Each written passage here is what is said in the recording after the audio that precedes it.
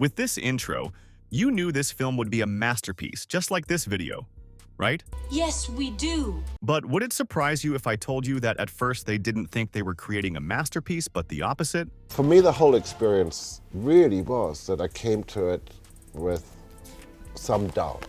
And it really was, could I serve this movie? Yeah. Because I had no idea.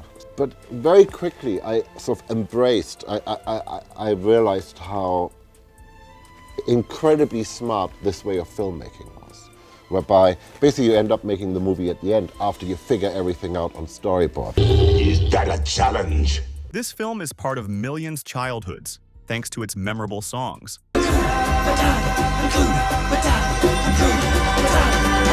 And its characters.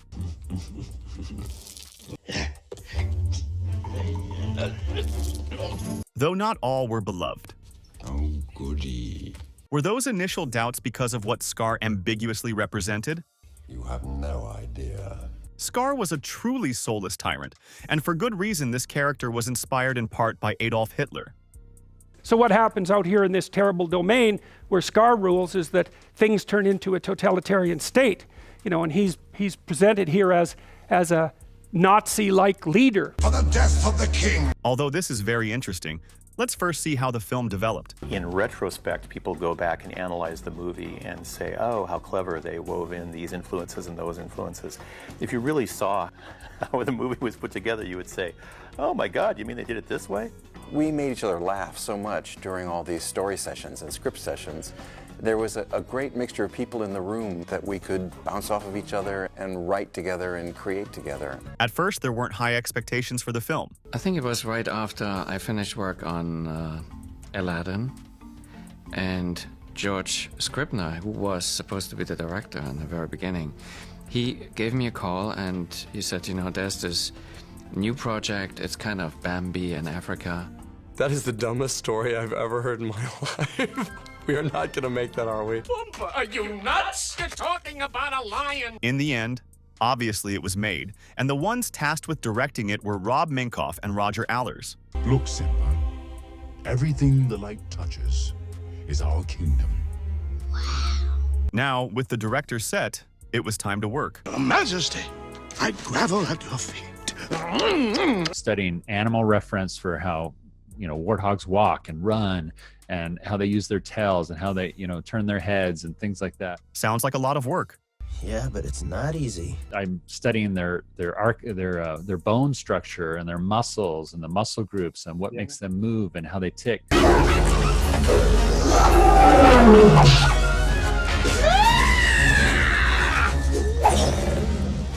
Initially to Ernie Sabella, Pumbaa's voice, and Nathan Lane, Timon's voice, were asked to audition for other roles. I was doing Guys and Dolls on Broadway at night, and Nathan Lane and I got a call to go over to the audition. And when we got there, they asked us to read the hyenas. And we walked in, and we were reading the hyena lines and ad-libbing and just having a bunch of fun. But they were too charismatic. Oh well, Hakuna Matata. Again, sounds like a lot of work bringing an animated character to life, but this time from the actor's side. It's fussy work, you know. It's they want every line to be a certain way, and they'll keep redoing it until they're happy. Maybe you better go. But it's mostly a breeze. I mean, it's fun, you know. It's like you know that the animator is going to be doing a lot of the work, and you're just trying to provide a good, you know, voice to the scene. Simba was the spitting image of his father, which is why when Sarabi saw her grown son, she thought he was Mufasa. Mufasa? No, it's me, Simba. The directors liked the way Mufasa was turning out. We wanted to make sure that Simba looked like, when he grows older, he could look kind of like Mufasa, not as filled out, but still graphically of the same family. And at the same time, we wanted to make sure that the adult Simba looked like an adult version of Cub Simba. It's me, Simba. Mufasa, the king, James Earl Jones. You know, when we first started doing Lion King, I was trying the royal attitude, you know, and they were having a hard time drawing. What they did was they said, well, be more Jimmy, be more. What do you like as a father? I said, I'm a dopey dad, you know, and I am. Get a little dopey around my son. That lousy Mufasa, I won't be able to sit for a week. As hard as it is to believe, the king stutters. And while recording his voice with multiple mics, how did he handle it? No, I wasn't. I guess fine though. I mean, it's like I'm surrounded by two cameras, and I try to forget it, you know, because I don't want to be self-conscious. I don't want to be self-conscious, especially when I stutter. If only the actors' voices were used, why were there cameras? What for? There was one camera I was aware of though, and that was the one that was rolling to record the facial gestures and expressions of each actor reading a character, and they explained that would be used for the animator to do fine-tuning on the character's face, or otherwise it would be just another generic lion. One day, Simba, the sun will set on my time here, and will rise with you as the new king. Robbie and I didn't see you at the presentation of Simba. The animation of the lions is incredibly precise, and this time, it wasn't just a lot of work, but also somewhat dangerous. But let's not forget what might be Disney's cruelest villain. Scar, voiced by Jeremy Irons. I shall never be king. And you shall never see the light of another day. A shadowy lion with a different color from the rest. But when we imagined a villainous lion, we pictured someone big and strong. Ooh, I quiver with fear. Yet Scar's most used weapons are psychological lies. Mufasa, quick! Stampede in the gorge. Simba's down there.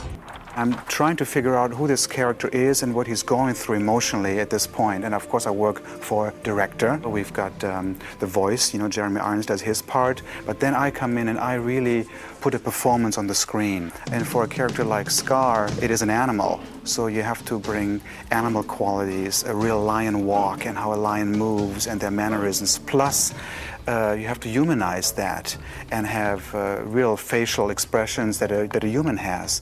Remember, it's our little secret. The fact that the character was inspired not just by facial expressions, but also by the actor himself was a surprise. I had assumed, as I think a lot of the general public assume, that the picture is drawn, and then the actor comes along and puts the words to that picture. Scar is more like this, which is also more Jeremy Irons. Exactly. And You know? they use their expressions as Yeah. actors the same way that. While I'm working on Lion King, just look at real lions, look at Jeremy Irons, and let that sort of influence you. So that's what basically happened. I am the king. I can do whatever I want. But did Scar really draw inspiration from real-life tyrants? The truth is, it's nearly impossible to find statements from the Lion King team today, as many videos with direct quotes about Scar's Nazi inspiration have been removed by Disney due to copyright or sensitivity. But did this inspiration actually exist? If you ever come near my son again, Oh, this is your son? Oh, yours? Did you know that? No, me? I didn't know, no. The similarities during Be Prepared, where Scar is portrayed as a totalitarian tyrant, with hyenas marching in blind obedience, are almost too obvious. And the truth is, you won't find anything, because Disney has systematically scrubbed interviews and documentaries linking Scar to Nazism.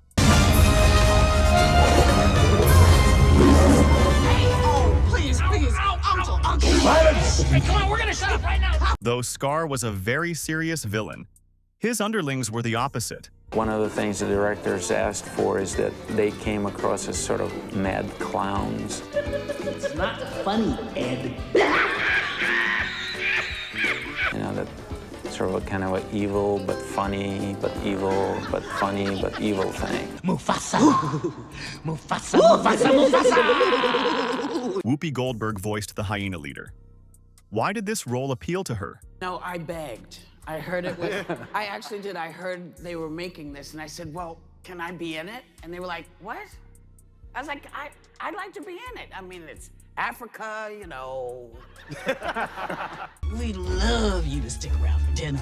The Lion King is a story. The Lion King is an incredible story. And now everyone knows why. Today, The idea that a Disney villain could be inspired by a historical tyrant is almost unthinkable. Yeah, just what I was thinking. Thanks for watching, Simba, good luck. and long live the Lion King.